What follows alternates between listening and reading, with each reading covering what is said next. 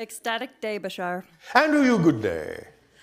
I was wondering if an accurate perception of the frames are, each frame is a different Frozen snapshot. relationship of everything and all that is. It is. That's what it is. Okay. Yes.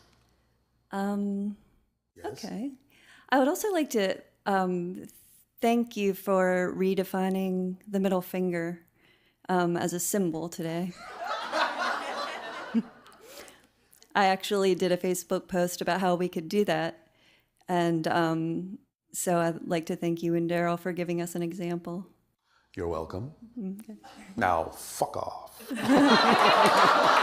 No. Just kidding. Thanks. Apologies to the tender-hearted.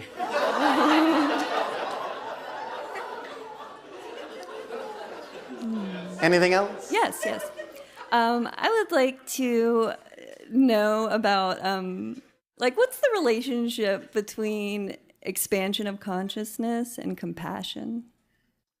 Compassion allows you to understand more clearly what others are experiencing in terms of their belief system. And by being able to have more empathy for that, your consciousness must expand in order to experience the empathy necessary to understand what it is they may be experiencing in their belief system so that you can have compassion for them instead of negative judgment about them. So you're saying that compassion comes before the expansion? Or Expanding the consciousness to accept the idea that their path is as valid as yours will allow you to perceive what belief systems they are working with, and that will allow you to empathize with them because you understand they may simply not have the toolkit necessary to extract themselves from the experience that they are having or to transform it in the way that they would prefer to. And that understanding and that relationship is called compassion. Oh, okay, thank you. You're welcome. I was also wondering about how the grays are at a higher frequency than we are. No, not necessarily. Oh, they're not? Okay. Depends on which grays you're talking about. First of all, please don't lump them all together. There are several varieties of them. Oh, okay. Some are lower? Some are lower than us? Yes. Okay. And it's not really even about that. Some of them have a specific purpose and job that necessitates them operating at a certain vibration. So lower and higher in that context is relative because they couldn't necessarily do the job they need to do at other frequency levels. So they may operate from time to time with higher frequency levels, but overall, for certain factions that are involved in the hybridization agenda, they have to operate at one particular frequency level that is relatively lower, but it's the frequency level that necessitates the job they need to do. So in that sense, it's the perfect level for them. Okay. Now you said 144,000 cycles per second, that most beings who operate below that are in a negative state of being? Well, not so much that they're in a negative state of being per se, but they may be exhibiting some, shall we say, less conscious awareness of certain things. Now, if you want to say that that's a more negative state, that there are more negative limitations in that sense that they're experiencing, well, all right, you can put it that way. But it's not necessarily an automatic assumption that if they're below that frequency, that they're automatically a more negative being fundamentally. They may just, again, be operating with certain tools that don't necessarily allow them the freedom to explore things that they might, at another time, learn to explore. Okay. I also have a question about how you say that when we use plant teachers, it's just for 1 or 2 times and then you kind of learn. Well, I didn't put a number on it. Oh, okay. I just said that at a certain point, you might realize that the plant teacher has taught you how to create that state for yourself without the plant teacher. If it goes beyond that point, then it becomes a kind of a crutch or an addiction. If you learn the lesson, you will create the state as you need to, and you will know that you don't need the plant teacher anymore to create the appropriate state. It may not feel identical to the state you experienced with the plant teacher, but that doesn't matter, because once again, according to the theme of this conversation, it will be the state that is identical to what you need it to be to do what you need to do. Okay. Now, why does Willa still need to actually use the Divinorum? It is specifically designed for hybrids. She can't create the state on her own? Oh, she's able to do that once she was triggered.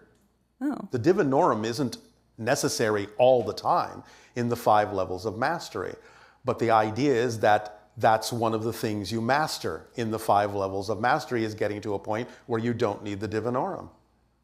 I never said that she had to have it all the time, but that's the beginning stages that often helps. Okay.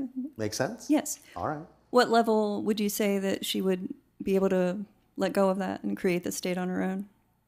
At each level. Oh. In other words, there's a Divinorum for becoming a cryptic. There's a different Divinorum for becoming a nocturnal, and a shapeshifter, and a sage, and a wraith. But in each of those, you learn to create the state of the cryptic, of the nocturnal, etc., without the Divinorum. That's when you master it. Oh. That's what the 5 levels of mastery, to some degree, means. You have mastered it without the idea of the trigger, without the idea of the teacher anymore. Oh, wow. I didn't realize it had so much direct connection to the Divinorum. Well, yes. Mm-hmm. So does that answer your question? Yes, yes. All right, well, thank you. Can I ask one more? That was a question. So I guess you just did. Is there another one still? Yes. All right. What is that one? I was wondering, like, how you feel that whatever happened to Darryl's finger. How do you perceive that? It's a lesson for the channel to not necessarily rush or push so hard to accomplish something. Sometimes going slower helps you go faster. So you just interpret it as an idea. You don't feel anything physically. Do I feel anything physically? Yeah. It's not my finger. I know, but you sense things, like if someone touches you, right? You can feel If there is relevance for me to experience it, I will, but I'll experience it in the way that works for me. It doesn't mean it's exactly the same experience that someone else is having. I know it doesn't, but I was just wondering if you could talk about what sensations that you feel in that. Proceed with caution. Oh, interesting.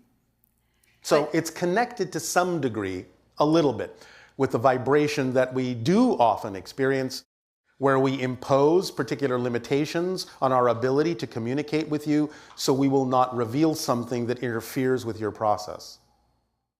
So there is a hold back energy to it. That's how I experience it. It's a hold back energy so that you are in the proper state to proceed forward. So that you are, or the channel is? Well, both in this case.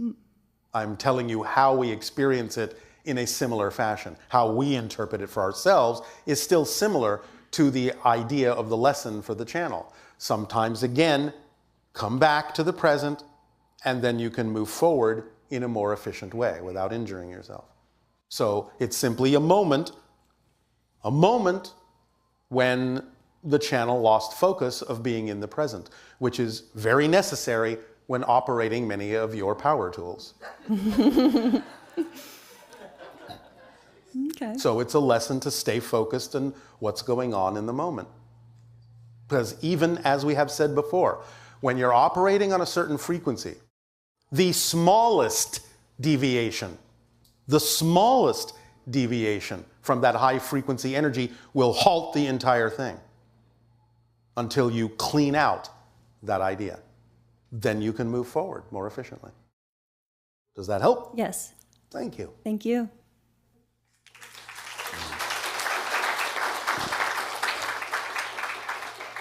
So it's about precision. Hello, Bashar. And you good day. It's so good to be speaking with you once And you again. as well. And as you know, I'm obsessed with technology, and it's my Obsessed. greatest excitement. Oh, all right. And we, as a group, have been working on several of the things that you have proposed. Oh, thank you very much. Are you having fun? Oh, absolutely. Oh, all right. It's Then keep working. absolutely intense fun. Yes. And so I have some questions about that and Yes. some also observations about some of the things that I've heard you say Yes. to sort of see if you have a reaction to that. All right. For example, your description of how magnets attract and repel from the little vortices of each of the crystal molecules. It's very, very similar to what has been proposed by our leader, whose name is Nassim Haramein. Yes. And you've experienced one of his crystals because we gave one to you at Conscious Life Expo. You mean to the channel? Yes, to the channel. All right, So yes. perhaps you have some experience with that. Well, yes. So, And we've seen photons being emitted from certain vortices from that tetrahedral crystal. yes. Does that make sense? Yes.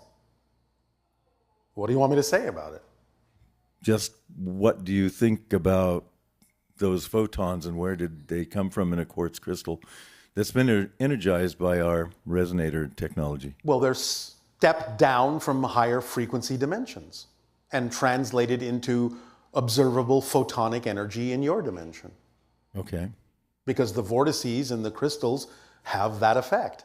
They act as step-down transformers for a number of different frequencies of energies, but you won't know that unless they present you in your reality with some interpretation of those energies in a form that you can perceive and understand. Right. Well, we don't completely understand it, but we see All them right, with our that you have the instruments. potential to understand. Thank you. So, as in terms of the one of the questions I have is the consciousness that I want to have when I'm working with technology, of course, staying with the highest excitement Yes. and not being downturned by anything that I don't expect Yes. and all that. But are there special tools that you can suggest when working in a technology environment that might enhance? A literal tool? Well, you've suggested several tools that enhance the three rules that you've put forth, and I just wondered, in the specific area of technology, if there's anything that you can suggest. Yes. I can suggest a tuning fork, tuned to the vibration that feels best to you when you strike it.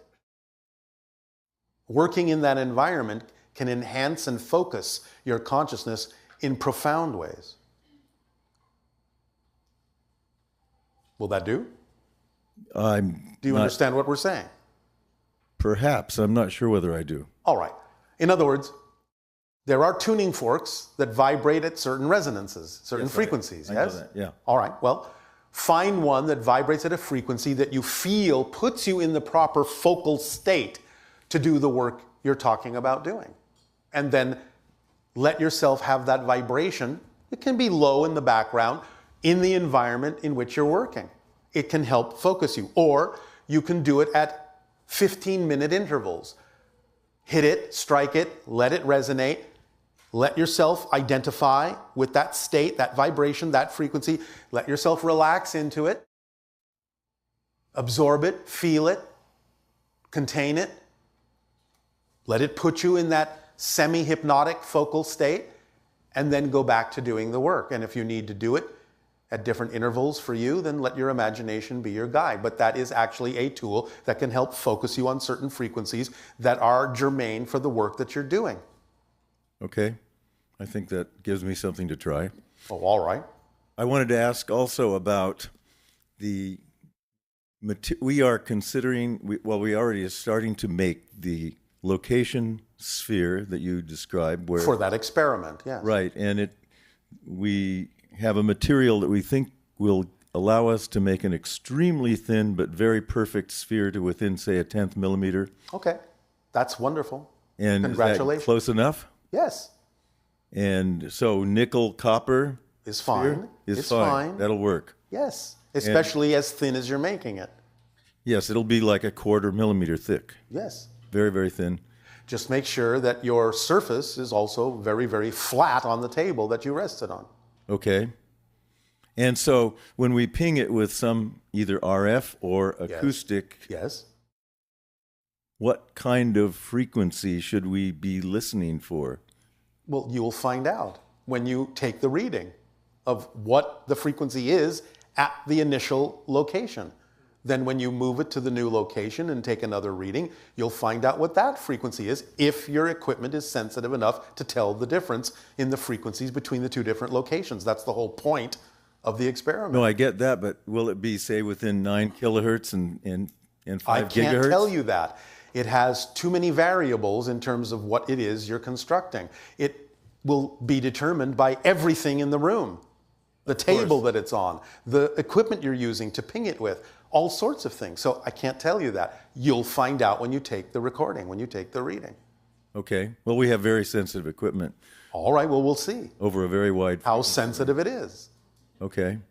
And you'll get your reading, and then you'll know what the frequency is.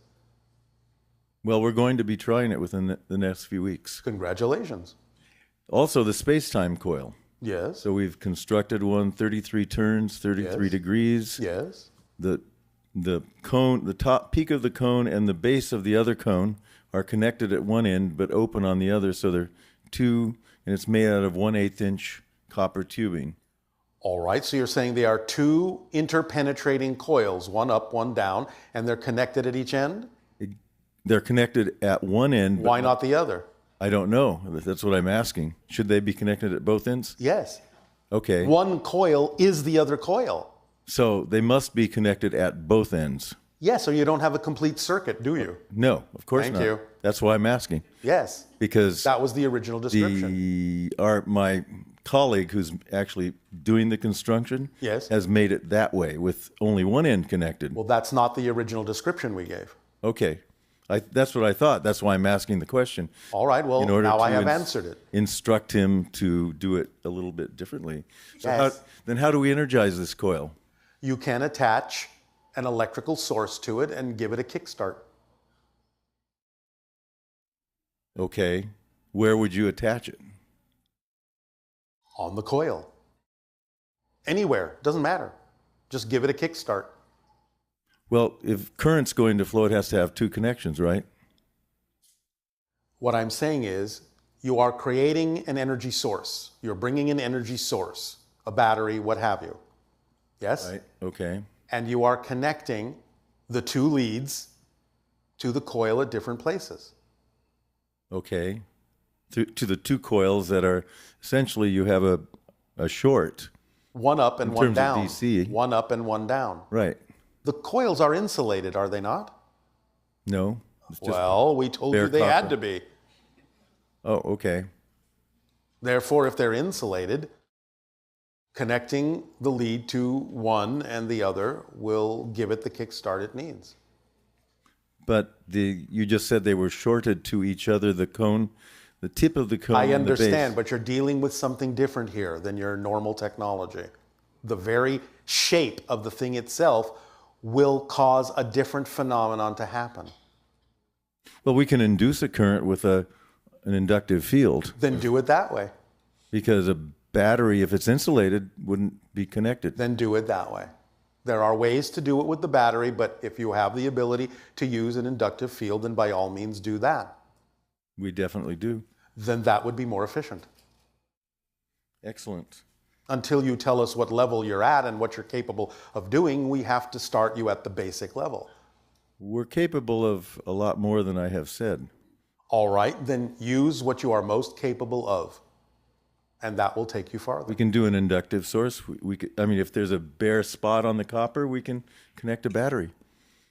All right, but again, you have already said that the inductive source is something you're capable of doing, and therefore it would be more efficient and allow you to experience the effects in a more efficient and larger, more measurable way. And then how would you extract energy from this if it's... We'll talk about that later when you first induce a current and see what effects you can measure from it.